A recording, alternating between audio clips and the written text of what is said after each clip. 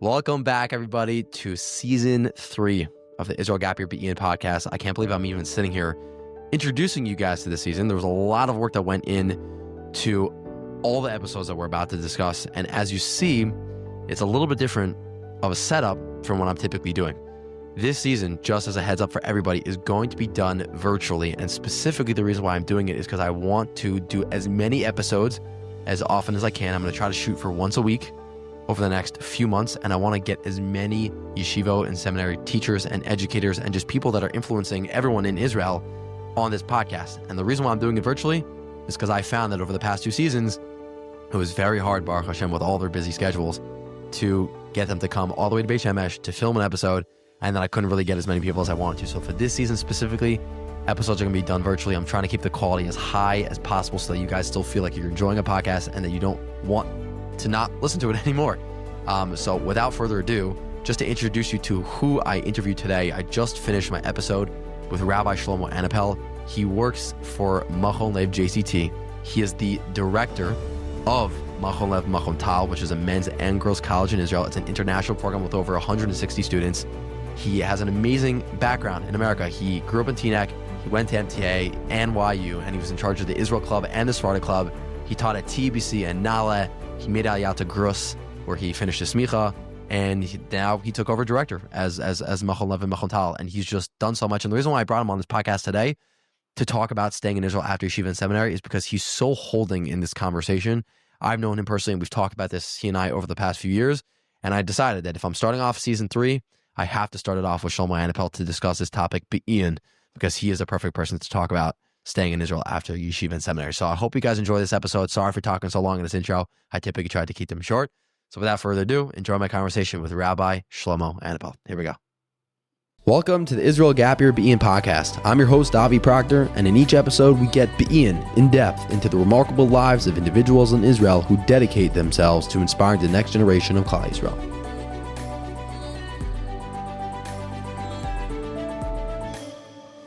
Rabbi Shlomo Anapolle, it is an absolute pleasure to have you, first of all, here on the virtual studio. The first ever episode that I've done virtually of the BEN podcast. This is season 3, and there's no better person in my mind that I want to start off this season with. So first of all, just welcome. Thank you so much, Avi, for having me. I'm very excited to be here and to be part of the virtual transition for all of the great things you're doing. Baruch Hashem, there we go. I'm going to dive right into it because obviously there's a lot that we're going to talk about today. And for the people that have clicked onto this episode, the topic that we're discussing today is something that is so widespread, discussed amongst all the different yeshiva and seminaries, and honestly, people that are all across the world. Israel and living in Israel is something that is on everybody's mind with everything going on in the world. And specifically the students that are in yeshiva and seminary, they're in a very pivotal point in their life. They could decide this year, and let's say if they choose to stay after this year in Shana Bet, what direction they want to go, where they want to go for university, where they want to live, where they want to raise their family. And now's a great time to start asking a lot of the questions that hopefully we'll discuss and touch on today about living in Israel, education in Israel, and you are one of the most perfect people in my opinion, and that's why you're on this episode with me. But obviously, before we talk about that, a lot of people probably don't know you. And obviously, we have a personal relationship, and I know you very well. But give the viewers a little bit of an insight of who Rabbi Shlomo Anapolle is, how did we get here today, and then obviously we'll dive into it. Okay, first of all, Avi, thank you again. Really, really appreciate being here. So my name is Shlomo Anapolle. I grew up in the United States. 4.5 years ago, we made Aliyah as a family from Teaneck, New Jersey. I'm sure a couple people have heard about that in their Jewish wanderings. And we made Aliyah from Teaneck, New Jersey, and moved to Israel. We went to Grus, actually. I was finishing up my smicha at Grus about 4.5 years ago. And then immediately after basically landing in Israel, I started working at Machon Lev, the men's campus of the Jerusalem College of Technology, JCT for short. You can kind of see an emblem on my chest. But the idea is that started off working at JCT. About 6 months afterwards, I actually took over as director of the programs. So basically, not just for the men's campus of Machon Lev, but actually the Machon Tal women's campus as well. Before we made Aliyah, though, I guess is probably where the question is focused on. So I was always involved with stuff related to Israel, staying in Israel, how to go ahead and do that. So when I went to YU as an undergraduate. There I did a lot of different programs. I was, president of the Israel Club, the Sephardi Club, the UPAC, all the different things that you would kind of think about would lead me to this type of position. And we ran incredible events. We turned Belfour Hall and YU into the Shook, if you guys are familiar with that. And it's really, we ran, it comes into Times Square for almost 2,000 people. So really incredible, large events. But always was the connection of really going ahead and connecting more and more Jews to Israel. I think that's the time, and the time that we're talking about today is just so incredibly important. The amount of gap year students that are thinking about Israel today, as I go recruiting about the yeshivas, the seminaries, everyone's talking about Israel. And it's not the same conversations that they had, 15, 20 years ago with their parents. Today, they're talking about the practical reasons of how to stay. And we hope that over the course of today, you'll get a little bit of a taste into some of the things that people are thinking about. And we don't have every single program, and that's okay. But staying in Israel is an amazing opportunity. And I hope that with this podcast, we'll be able to really go ahead and expand people's horizons. Bezrat Hashem. And first of all, I think it's honestly really, really cool what you did at YU. Obviously, we could probably make an entire episode based off of the things that you've touched on. And for the people that hear my intro, they're hopefully going to hear an arichas of the different stuff that you did. I just want to touch on one thing of your personal story of, like, obviously you've done a lot in America, UPAC, in YU, and if you've been a leader, right? And now that you're taking a leadership position at JCT Machon Lev, you're in Gross, you have smicha, you've done a lot of things. Like, what attracted you to say, you know what, I want to dedicate basically the majority of my life and my time right now to helping students stay in Israel? Like, where'd that come from? So I've always been extremely passionate about living in Israel. As a kid, I actually lived here for 2 years. My parents made Aliyah. It wasn't necessarily the right time. There were different things that they had to figure out, and then we ended up moving back to the United States after about 2 years. But I would say those 2 years are actually very important in developing my own personality, my value system, obviously my religious identity. So all of those different types of things were really very much impacted over those 2 years. I lived in Hashmonim for a year, Modin. I'm sure some of you guys have heard those cities. And really, those were two really impactful years. It was actually bar mitzvah year, sixth and seventh grade. So I really got to see a lot of different people across the country. And when you go ahead and really interact with people beyond your own quote unquote American bubble, you kind of see, like, wow, there's a really incredible place out here. Of course, Beit Shemesh, Ra'anana, Efrat, they're incredible places, but the whole country is beautiful. The communities are exploding, and there's just so much opportunity. So I guess taking that, that year or two really to go ahead and develop my identity, I was able to really go ahead and take those years and really ingrain in myself a sense of, okay, I want to be in Israel. I want to go ahead and make it there. I wasn't able to do it right away because I really had to finish different parts of my education. There weren't so many options back then to do college in Israel. And I really wanted to go ahead and focus, get it done. And I said, if I'm not going to be in Israel, at least I'm going to help as many Jews at the time help put their track in mind towards Eretz Yisrael.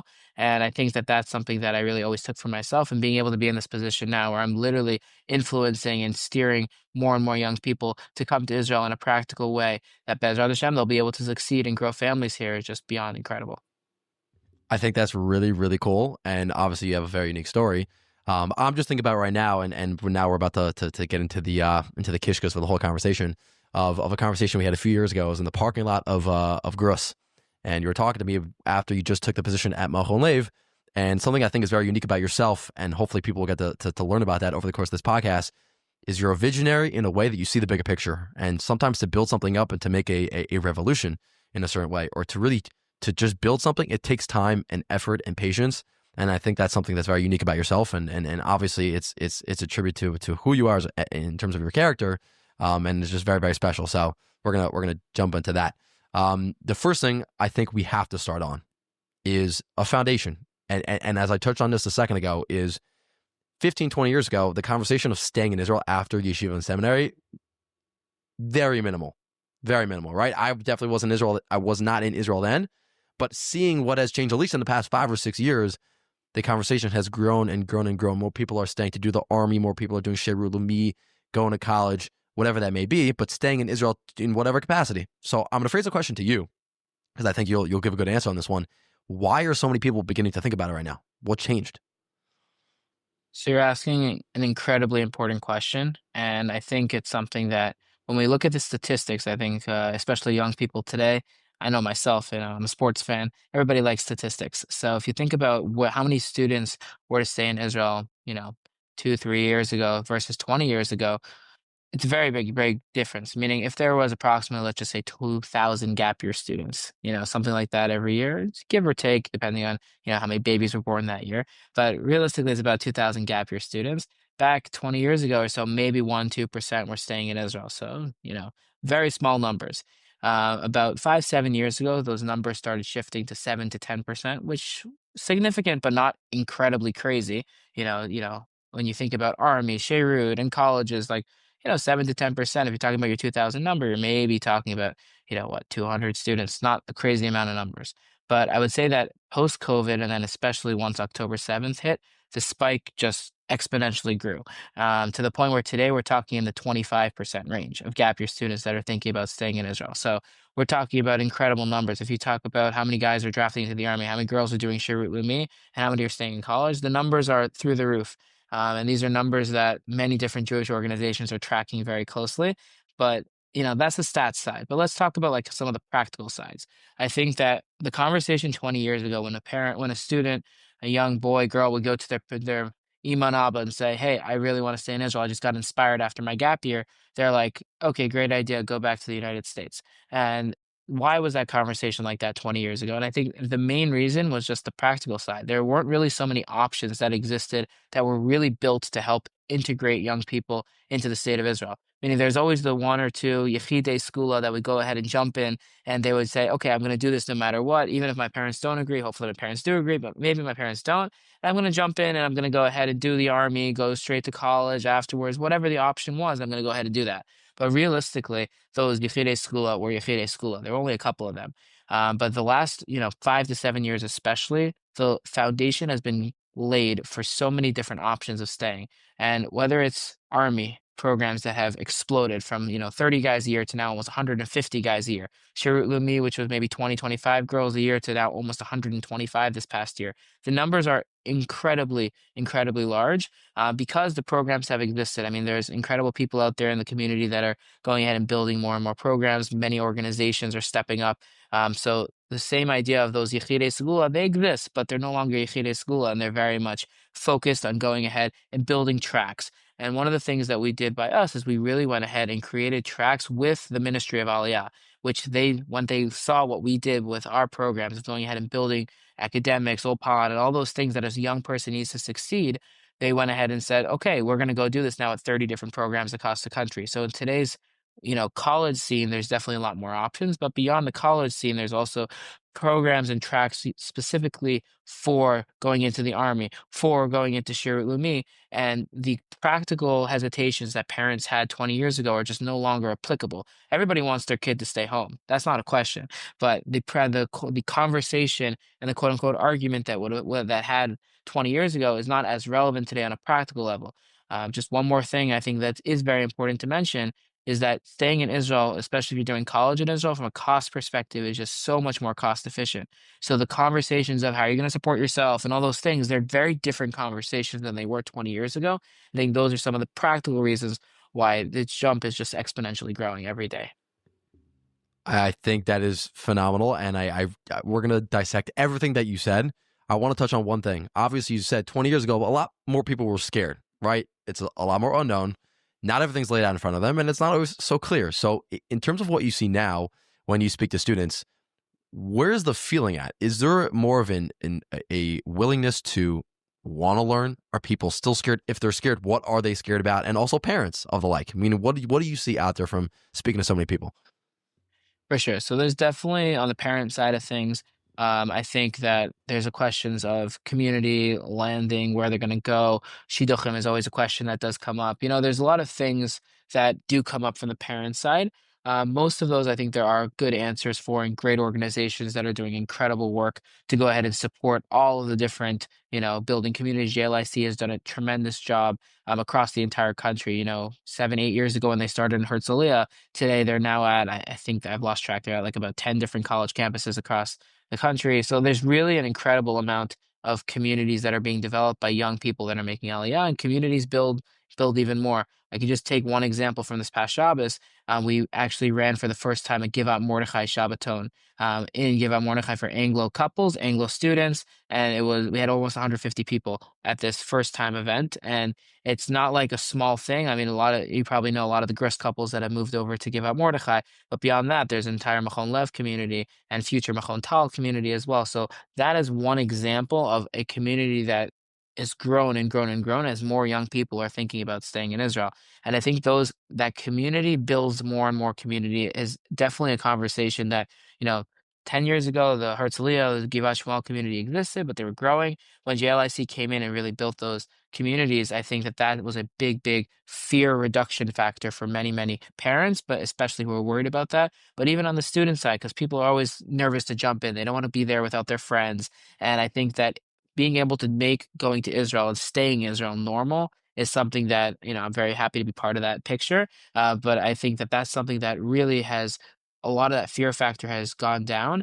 And I would say that, besides the community aspect, there's a couple other things that people are scared about. I mean, on the men's side, usually they're trying to figure out what is the best army path. If I do want to do the army, that's one of the biggest questions we get all the time, which there's many different paths today, thank God. There's really, really a tremendous amount of opportunities. On the girls' side, I think the question is more just it's much more community focused than the guys. But yeah, I would say those are two of the bigger concerns that we see. 1,000%. And I just want to touch on, you said before in Givat Mordechai, they had 150 people for Shabbos. For those that do not know, Givat Mordechai is in, I would call it, how would you call it? Central Yerushalayim, or like right outside of Central Yerushalayim? How would you describe Central it? South Jerusalem, basically. It's right next to So the Gers campus. It's probably a 15-minute car ride to Ben Yehuda, something like that. 25-minute bus yeah, ride, give or it's take. right next to Gros Michlala. It's really like heart of Yerushalayim. It's right next to the 16 road, which is the new entrance to Jerusalem. So you like literally come out of the tunnel and you're at Machon Lev and Givat Mordechai. So it's really an incredible location. So true. I definitely seen it before, and I know a lot of people that live there. And I want to touch on obviously everything that you're saying right now is all these are gems, right? And I'm listening to this as obviously I'm the host, but I listen to this as if I'm a listener. For another side of when you speak to people, right? There's always the worries, but then sometimes there's the lack of knowledge and understanding. So I kind of want to touch on that and dissect that a little bit with you of when you speak to students, right? What do you think people don't realize about staying in Israel? Is it that they need to have a mindset shift? Is it that it's completely different than America? Like, what do you tell people when you have that conversation about staying in Israel? Where does that conversation start? So I would say that it's a great question, Avi. I would say that the conversation really starts in where do you see yourself? I think that's whenever I speak to any young person about where are they thinking about their next couple of years of their lives. I think the main question comes down to where do you see yourself? Do you see yourself going back to the United States? Do you see yourself going to, XYZ college campus that you want to pick over there? And then you do that for 4 years. You go ahead and go to grad school for 2 years. Hopefully, you get married in between. Maybe get a job on Wall Street type thing. Is that the type of lifestyle you want to go ahead and then go send to the same high school that you went to as a kid? Or do you want to go ahead and think about maybe there's something else out there? Maybe there's something different. And maybe instead of being quote unquote a spectator to the Jewish story, maybe I want to go ahead and be part of building the next chapter. And I think that that's something that for a lot of young people today, that's something that is really very much on their minds is how can I contribute?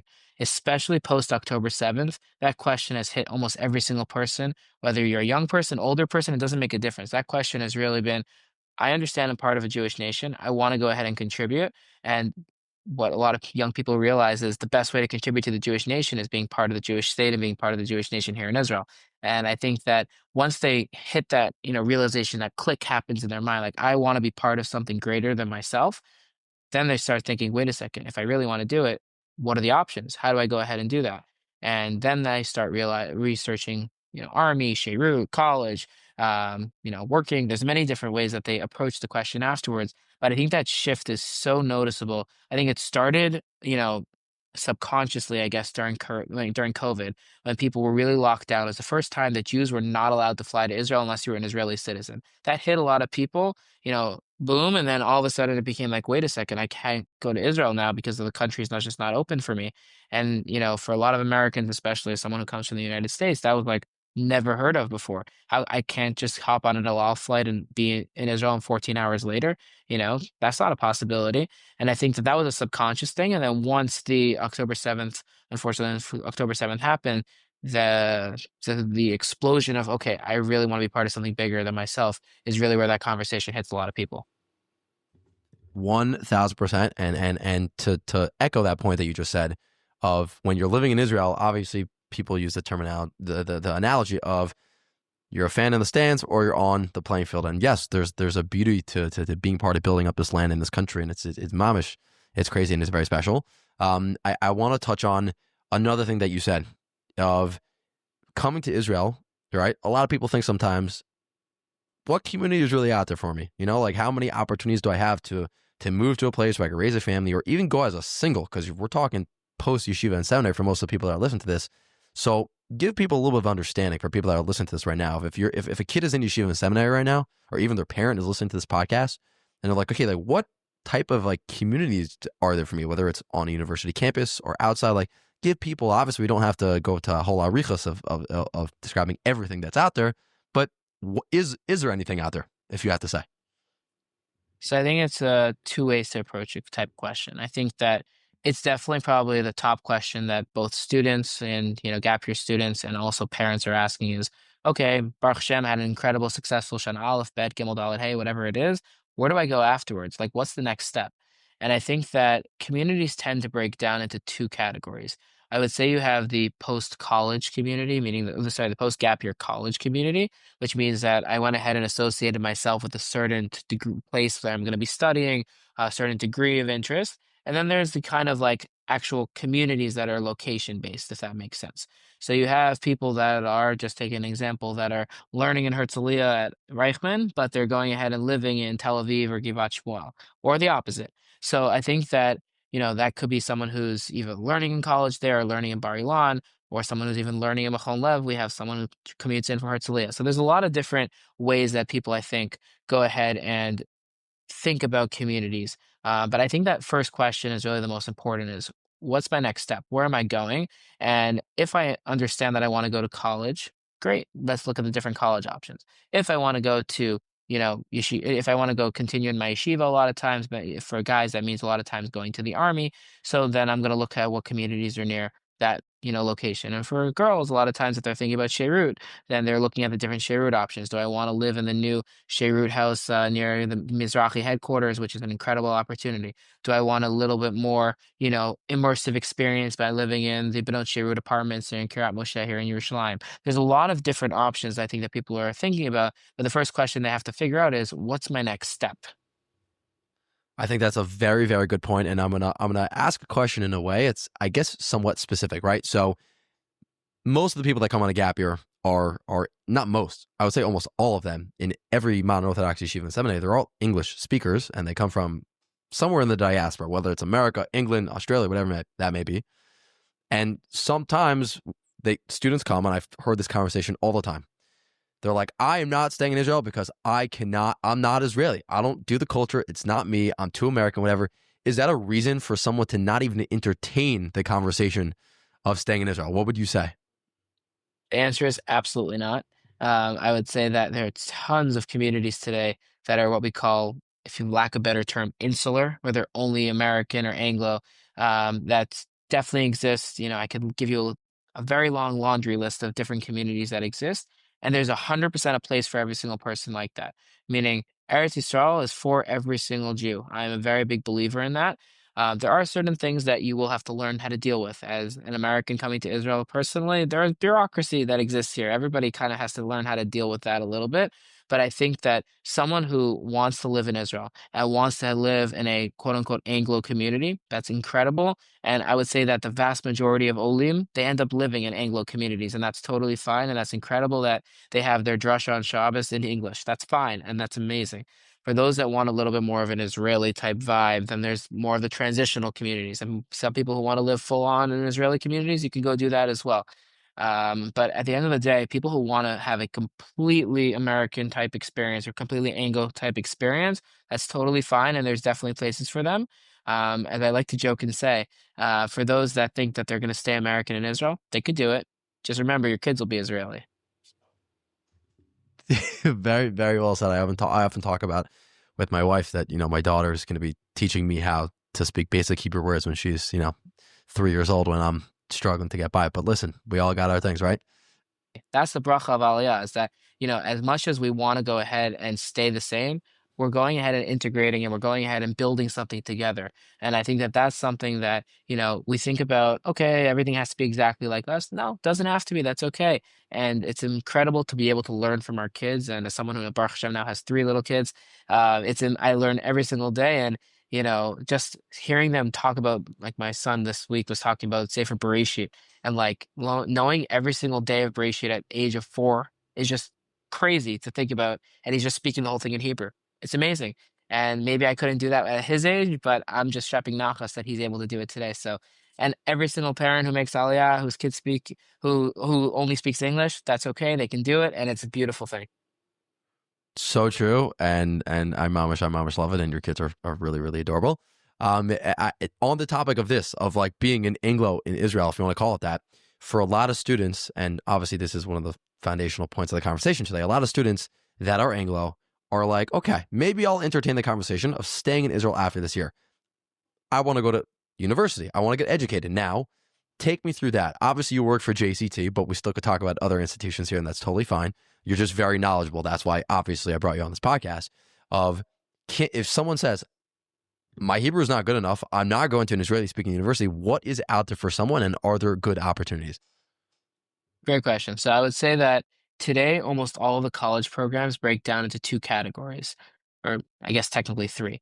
You have the three categories are number one is the fully Hebrew programs, meaning someone who wants to jump right into an Israeli university probably doesn't make sense for the candidate that you just described. But I would say that the vast majority of people probably fall into two categories.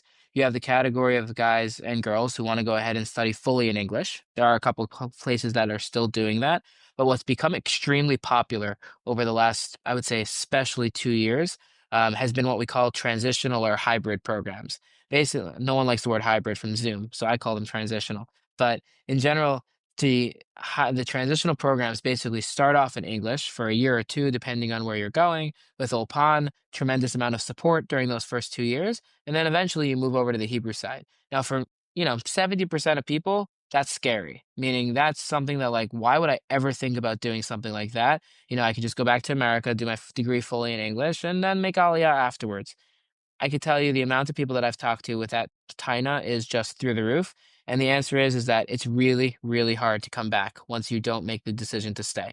And I would say that the reason that transitional programs have become so popular over the last couple years, I mean, we could talk about our numbers, but I'm talking about the general numbers of all the colleges across Israel. There's a reason why there's now 35 programs across the country that are doing transitional programs, is because of the fact that young people are thinking about it in the same mindset that I talked to you about 10 minutes ago, is that people are going ahead and thinking about the fact of how can I practically stay in Israel? And one of the biggest benefits of all young people coming into Israel is language. It's hard. It's really, really hard to learn a language. But if you could do it and you could push yourself a little bit harder to go ahead and do your degree in Hebrew, which again, most of the slideshows and textbooks are anyway in English for most places anyway. If you can go ahead and push yourself after a year or two of, pushing yourself, growing, learning more Hebrew, you're going to go ahead and instead of your job opportunities being 10 companies, you're now thinking about 10,000 companies.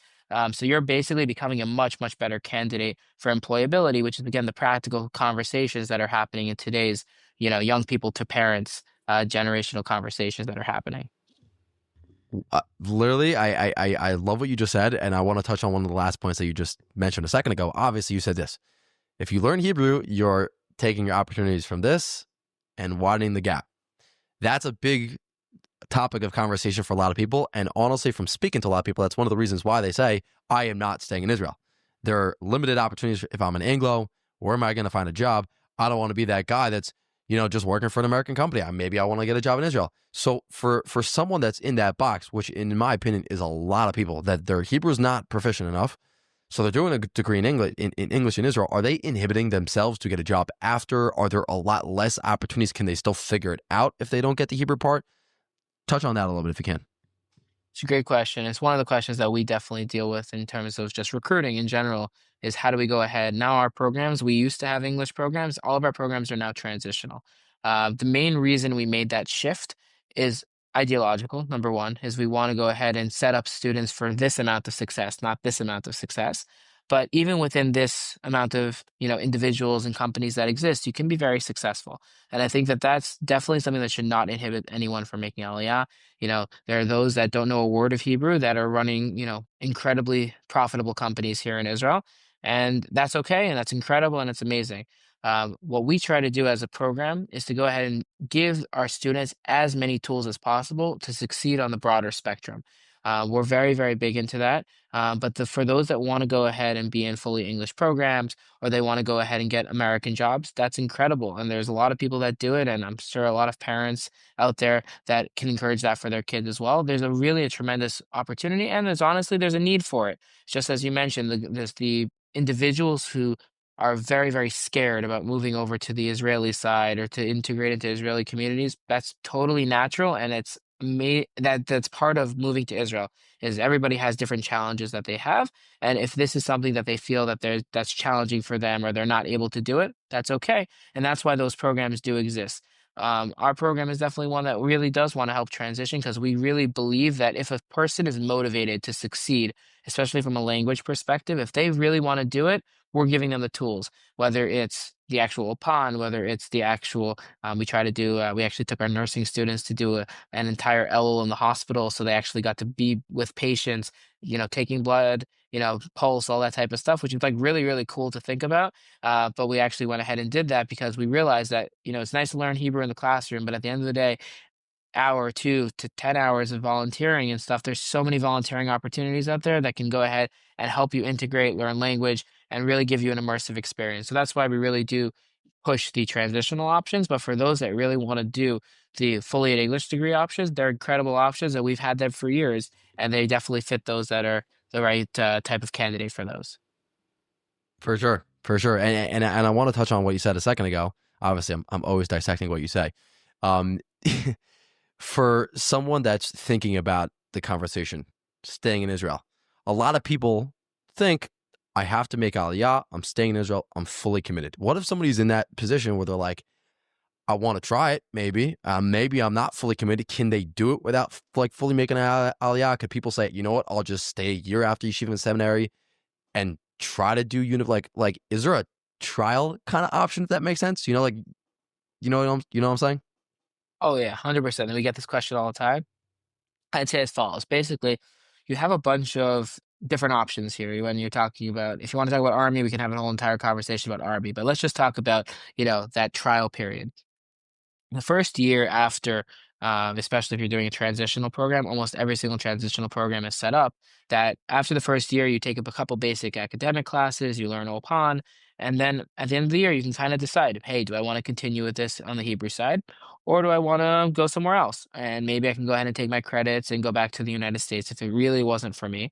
Or I could do another year of learning more Hebrew, more immersion. There's a lot of opportunities that exist by these programs because all of the colleges and universities in Israel are recognized by the Ministry of Higher Education.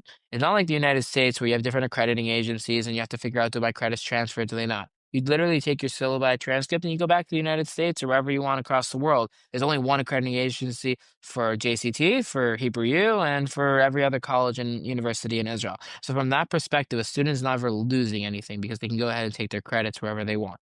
But in terms of the trial run, all the transitional programs are basically trial runs because you can go ahead and say, hey, if I don't really like it after a year and a half or 2 years, whatever it is, I can go back. Or if you want to just do a 1 year, you can go back and do that. So you're really not losing anything. You get to be in Israel another year, especially for those that want to learn, you can continue learning as well. There's really a tremendous amount of opportunities that exist with these transitional programs that really were not there 2, 3 years ago before these programs even started. I really like how you said that because it's as I said a second ago, it's not that you're literally signing on the dotted line for the rest of your life to stay in Israel, and also another conversation that I'm sure you've had before with a lot of people is there, Baruch Hashem in America and in the diaspora, it's very comfortable and it's geschmack. You have everything you want, right? And everything you need.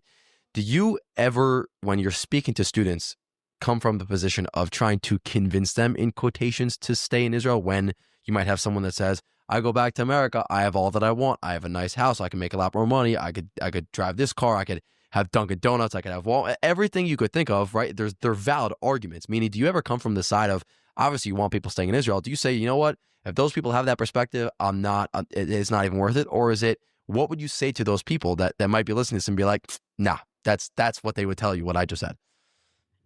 As someone who did the summer recruiting trip to the United States, I love my Dunkin' Donuts. I miss it a lot. But in general, it's definitely one of the classic questions that I get.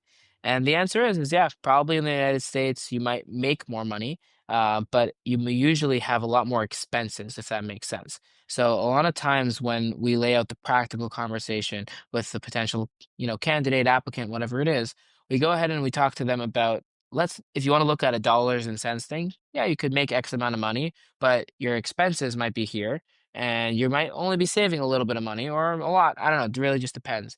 But at the end of the day, one of the things that I think is really important, and I think this has become so much more evident post October 7th, is what what is the point of what we're doing here? Is it just to go ahead and make more money and go ahead and live a very comfortable life? Yeah, maybe the United States might be a lot more comfortable from the quote unquote materialistic Gashmias type perspective. It's definitely possible. And, you know, I'm not going to argue. Maybe you could make a lot more money there. I personally think the expenses are pretty high over there, but that's just, the way it kind of is. And also culturally, it's very, very, very common and very, very comfortable to go back to where you came from. That's just a normal thing. The Rambam talks about it. It's a classic thing that everybody wants to feel very, very comfortable. And that's why when people do make Aliyah, a lot of times they just land in Anglo communities because it is comfortable, it's relatable, and it's great. That's why I definitely believe that there's an important purpose to all of those communities. But I would say that beyond the actual aspect of comfortableness, I think is the fact that we have to really think of what are we doing here in this world? What are we just here for the Gashmias? Are we just here for the materialistic aspects of our world? Or are we going to go ahead and think about, maybe I want to think about something a little bit larger than myself, larger than just, what car am I driving or what house do I live in?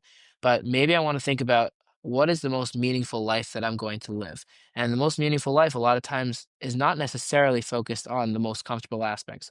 We very much believe, and I believe, you should try to live a comfortable life. That's important, and I think that's healthy for all of us. But I do think that when we're thinking about the larger things that are going on around us, I mean, there's reasons why there's so many more draftees to the army, Sherut Lumi. Why are those numbers have skyrocketed? Okay, maybe college in Israel it's more practical, but why is Sherut Lumi and army like skyrocketed? It makes no sense at all. You're literally going ahead and taking time away from when you would be going ahead and studying to go ahead and do college and sorry to go ahead and do Sherut Lumi and army. It makes literally no sense at all.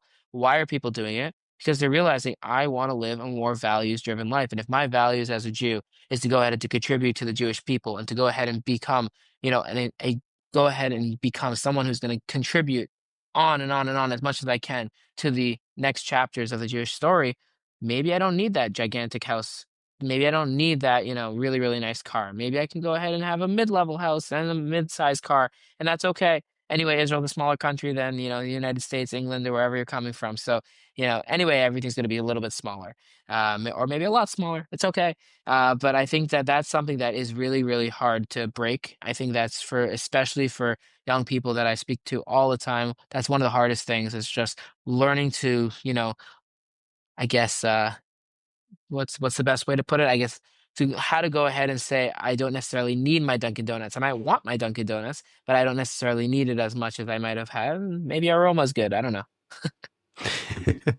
That would be a great public survey to do. Aroma or Dunkin' Donuts, we'll have to see. We'll tell our On the business topic, what you students to say, do it. on the topic of expenses, obviously, and cost of living and whatnot, something that I think is a very important thing to touch on. And I've done these calculations in the past, but you definitely know this topic much more than I do. Universities in Israel versus universities in America. Just give it to me on that front. What does it look like for people?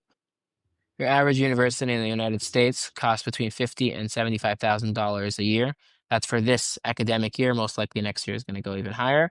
The average cost of college or university in Israel depends on if you make Aliyah, don't make Aliyah, could be anywhere from free to about $15,000, 30,000 if you go to more American style places here. So when you're talking about a cost perspective, I mean, I could talk about ourselves, we're anywhere from, 3,000 to 15,000, depending on if you make Aliyah or you don't. So that's, You could do the numbers. Very basic math. You're saving a lot of money. I like to joke and say to people, you could take the same money and put a down payment on your house. So it's really a tremendous, tremendous amount of money that you're saving. So from a cost perspective, it's not even a question that Israel is obviously a lot cheaper. And also just, it's not just cheaper because, okay, it's a cheap degree. The college degrees in Israel are a much, much higher level than the United States. That's actually one of our biggest challenges that we face is that when students come from the United States or England or other countries, a lot of times there is an adjustment in terms of the level of academics, and the main reason for that is because students that are coming from America, the assumption is okay, I'm going to do my bachelor's and I'm going to do my master's. So we talk about $75,000 a year. That's just your bachelor's. You can't do anything with a bachelor's degree in the United States. You need a master's for the most part for almost every job in the United States, if not a doctorate for a lot of jobs as well. So the amount of money that you're spending on school is tremendous. But in Israel, most people, especially Israelis, they could do college after the army. So there's no time to do master's degrees. So what they do is they shift basically go ahead and shove all of the master's level content into the bachelor. So it makes it harder. But at the same time, you don't have to do 2 degrees for most degrees unless you're going to be like a doctor or something else. For the most part, you're not doing 2 degrees. So you're really saving a tremendous amount of time and money if you go ahead and do your degree in Israel. Again, going back to our same conversation of practical reasons for staying in Israel, people are going ahead and explaining this to their parents, and it's just much more of it makes sense. It's a very interesting point. I never understood how the system works of basically shoving everything into one. So for people, and by the way, I feel like we have to touch on this now, obviously, is that you're repping some merch, and I would love to get one of those JCT hoodies if I can. I'll have to get you an Israel Gap one. We'll do a little trade.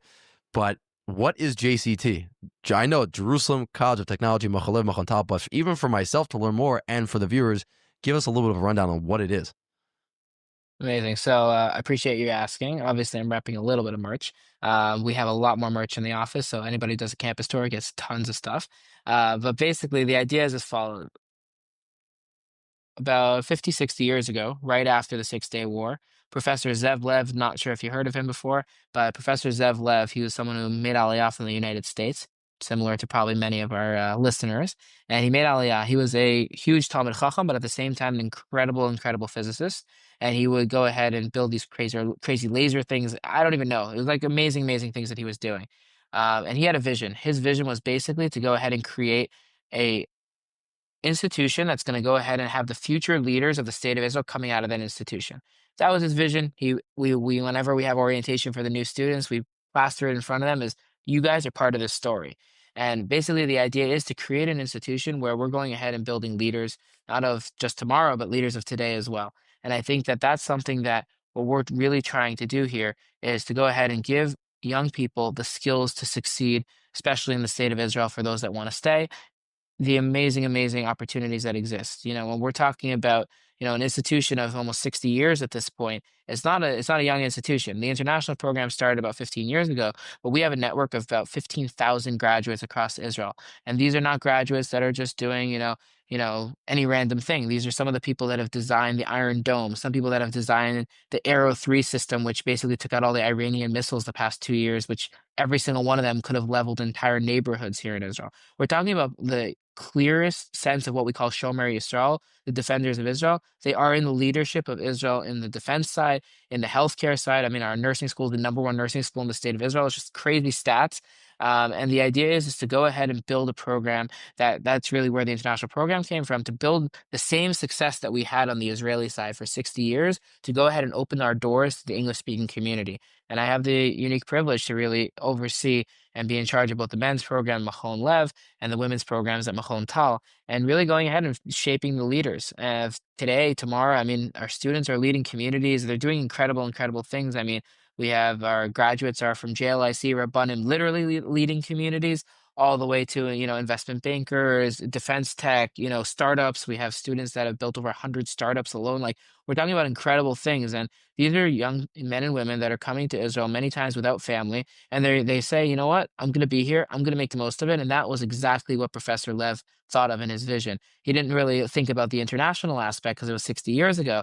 And it started after he had unfortunately passed away.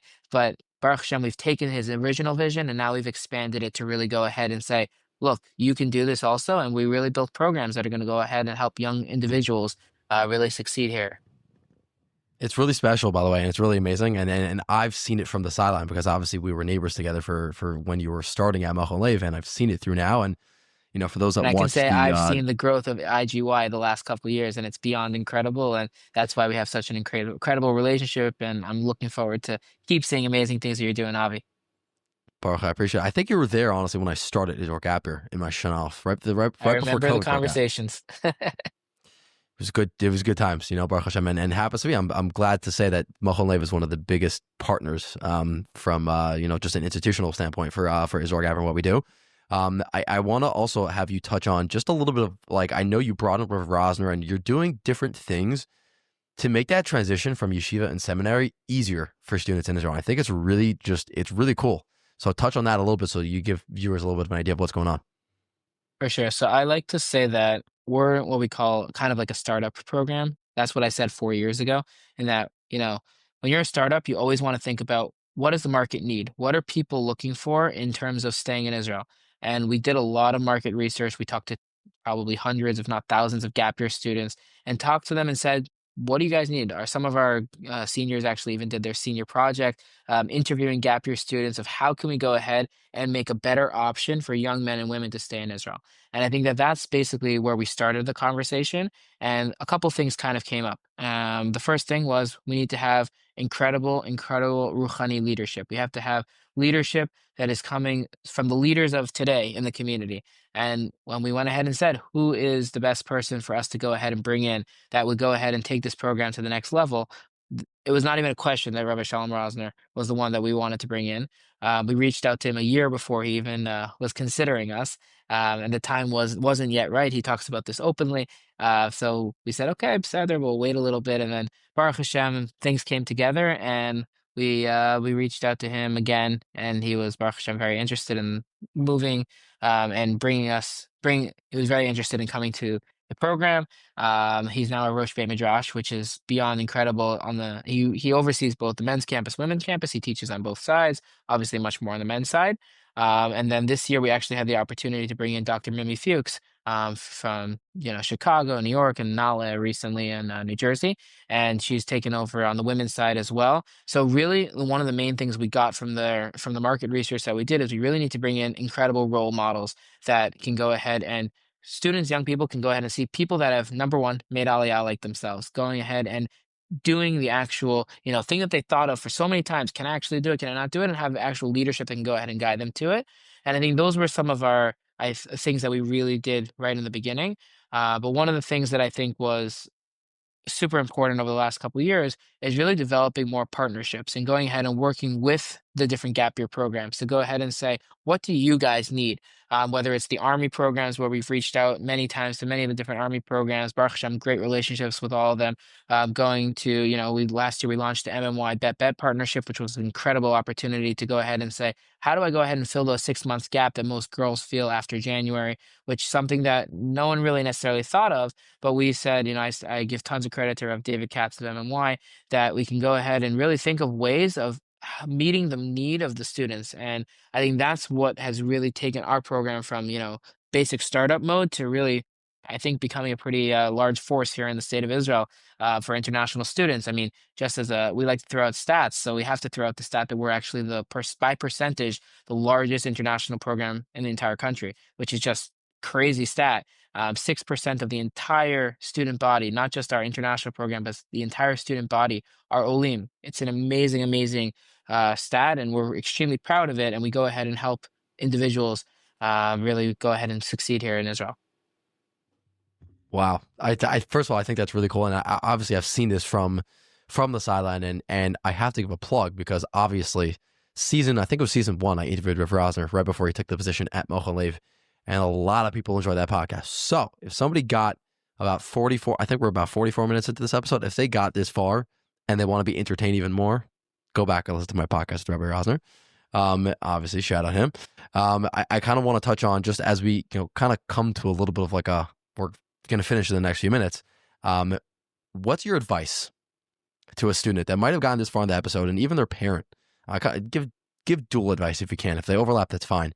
But what would your advice be for someone who's at that point, they're listening to this in November, December time, or even after, and they're beginning to think, okay, what's next for me next year, or even if somebody is listening to this, honestly, in America, and they're like, I definitely want to come to Israel. Like, what would your advice be to those people? What would you say? Well, for anyone listening in America, we accept transfer students, so feel free to reach out anytime. But I would say that the following. For the parents, I think that the most important thing is to keep an open mind. I think that's really the hardest thing to do. As we get older, in general, we stay more ingrained to our natural tendencies. That's just how people are. So to keep an open mind, I think to understand that the world is changing, especially the Jewish world, the American Jewish world, the Anglo-Jewish world across the world is really very much changing. Um, Young people today, and I think this is still going towards the parents, younger people today are really thinking about how can I be set up for the most success possible? How can I have the most tachless way to get to where I want to get to? And I think that for parents, it's really, really challenging to go ahead and have an open mind about, your kid not being there. Now that I have three young kids of my own, if one of them told me I want to go across the world, it would be really hard to go ahead and say that. Luckily, I'm already here, so I don't have to, push them to come to Israel. But the idea is that I think for parents, it's definitely a huge challenge. So if keeping an open mind, I think, is the most important thing. And doing research, I think that's really important. And that ties into the student message is that both for parents, but especially on the student side, is do as much research as possible. Go ahead and look at the different options. There are, Baruch Hashem, a lot of options here in Israel today. JCT is an incredible option, but we're not the only option. There's, as I mentioned, many, many different programs, and we don't offer every single degree. So we're not going to go ahead and tell a student that wants to study psychology, don't come to us. We don't have a psychology degree, and that's okay. Hopefully in a bunch of years we'll get one, but as of now we don't. And I think that doing as much research as possible to go ahead and say, hey, we want you to succeed. Coming to Israel is a hard process. We can go ahead and, say, maybe I do want to study something else, or I want to go ahead and, go to the army and then figure it out. There's a lot of different options out there. And doing doing as much research as possible is number one, the most important thing. And I think that something that has changed, which I think is the benefit of the last couple of years, is that organizations in Israel, including the army, including Sheirut, which are known to be the most bureaucratic organizations out there, they've started putting more emphasis into, explaining their process, explaining how it works to do the army. How does it work to go ahead and get accepted to Sheirut? And Nefesh B'Nefesh, Mizrahi, JLIC, incredible organizations. They've all worked together to kind of give over the information much more to the parents and also to the students, so that is very available. There's websites today that have lists of schools, what degrees they offer, and the same type of options for college and Sheirut. And that information didn't exist 2 years ago. And I think having the ability to look at the information is really, really important. And the last point that I'll say, which I think is the most important, is talk to people that have already done it. Talk to people that are already, whether it's parents, talk to parents of students that are over here. Whether it's students, talk to your friends who are maybe Shana Bet or Shana Gimel age above you, or Dalit Hey, depending on where you are, and talk to them about their experiences. Not every program is the perfect. Every single program has pluses and minuses. And if someone tells you their program, including mine, if I ever tell you that everything's perfect, you could tell me that I'm lying, because it's not. There are things that need to be fixed, and there's always things that need to be get better. But I think it's important to hear from the students that are there, what is the reality on the ground. And I think when you go ahead and talk to people about their schools, about their about their Sheirut, about their army opportunities, and just about, moving in general, I think that's really an incredible way to do as much research as possible. And I think, we've been talking for a bunch of time already, but I think that, the idea is that if you can go ahead and really think about it from where do I want to be? And I think there's always a opportunity to get there. And I think that if you go ahead and think about it from that perspective, you're Bezrat Hashem set up for tremendous success. Wow, that was really good advice. And I think the best point you said was just like, you got to do the research. Like sometimes people think and they don't do the research and then they make a decision much before they do. And it's like, people always say like, if you're not going to live in Israel, at least do the research and then say no, or at least try. On the topic of just speaking to people that have done it, how can people find you? Like where can they reach you? How can they learn more about Machon? This is before I ask you my final question.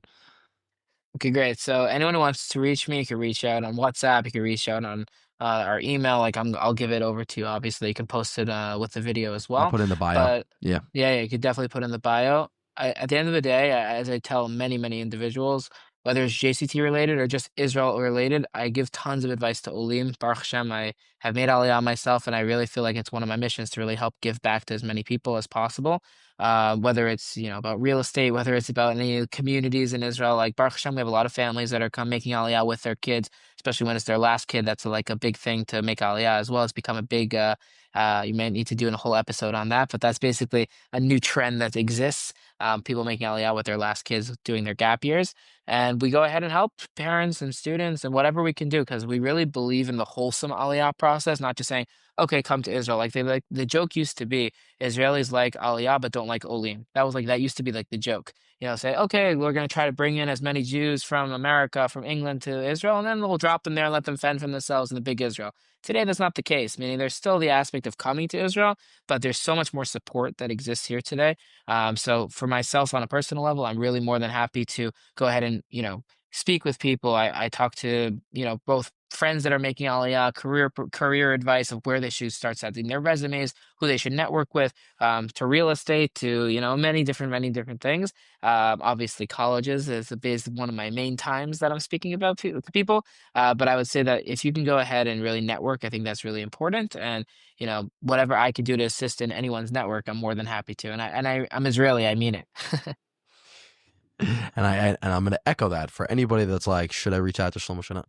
Just shoot him WhatsApp because he's a good schmoozer, good company. My final question to you, and I'm so excited to hear this answer, is aside from everything we talked about, obviously it could be about, living in Israel. What would be your message in a bottle for anybody that's listening to this, no matter what stage you're at in life? And the advice could be about anything. What would that be? So it's a great question, Avi. I would say the thing that personally I'm the most passionate about is kibbutz galuyot, like just bringing the Jews home. And I've been like that since I started in YU and MTA way back when, all the way through today, where Baruch Hashem, I'm at the point where I'm able to run a program that's really helping young individuals make Aliyah. But I think that kibbutz galuyot is not something that just the Nevi'im talked about. It's something that we're experiencing today.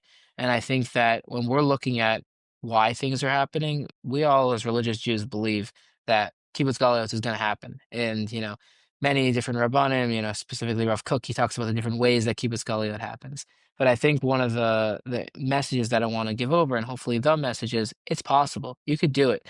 To quote Herzl, he says, "Im tirtzu enzu agada," right? If you really want to do it, and you can make it happen. And I think that idea of religious Zionism, of Jews coming home to Israel from a religious perspective, I think is something that we all feel. I mean, why, if someone's still listening to this, 50 something minutes later, they're definitely still feeling something and they want to say, wait a second, I want to come home, whether I'm a student, whether I'm a parent, whether I'm anywhere above or below, doesn't really make a difference. I really do want to come home.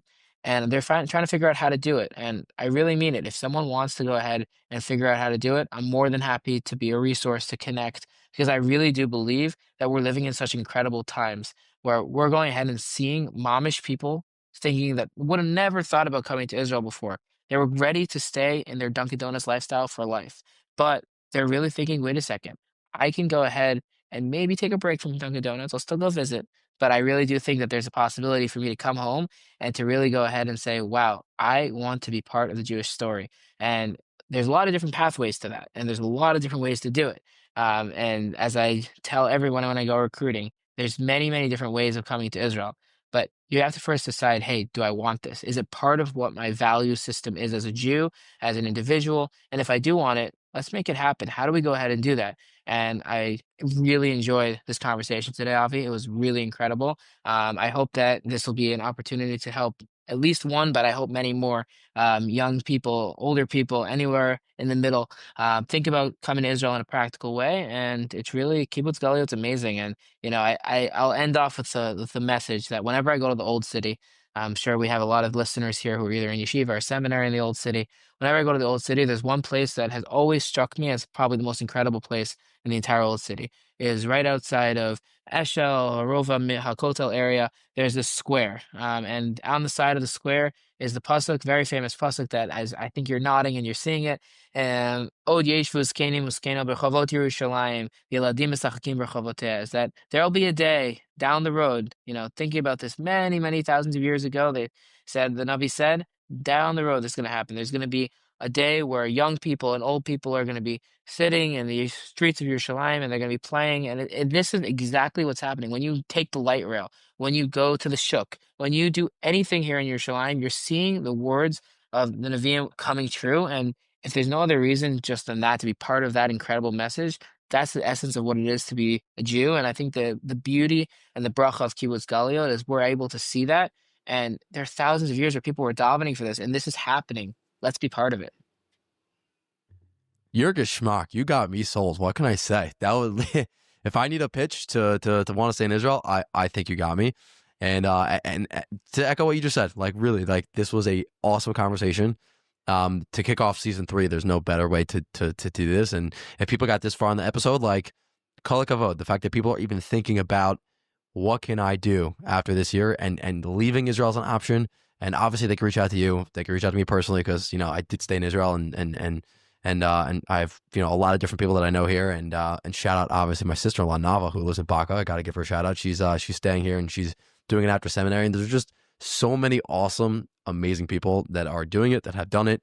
And we're figuring it out as we go, but we have one common goal. We all want to be here in HaKadosh Baruch Hu's land, and it's mamish amazing. So thank you so much for joining me. Obviously looking forward to part 2, because you have a crazy epic life story that we could just go even more being in. So just want to say thank you again so much, and we'll see you soon. Thank you so much, Avi. Really appreciate it, and looking forward to continuing the conversation. Bezrat Hashem.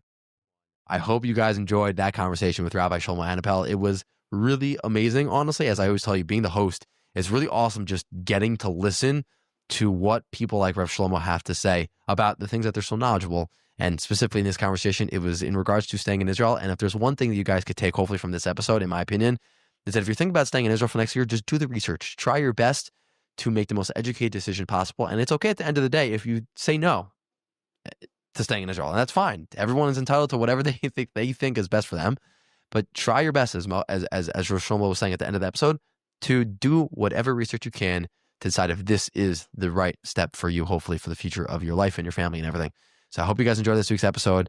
Something special coming next week, God willing, in episode 2. We'll see you guys soon. And feel free to give it a like, a comment. All the best, everybody. Take care.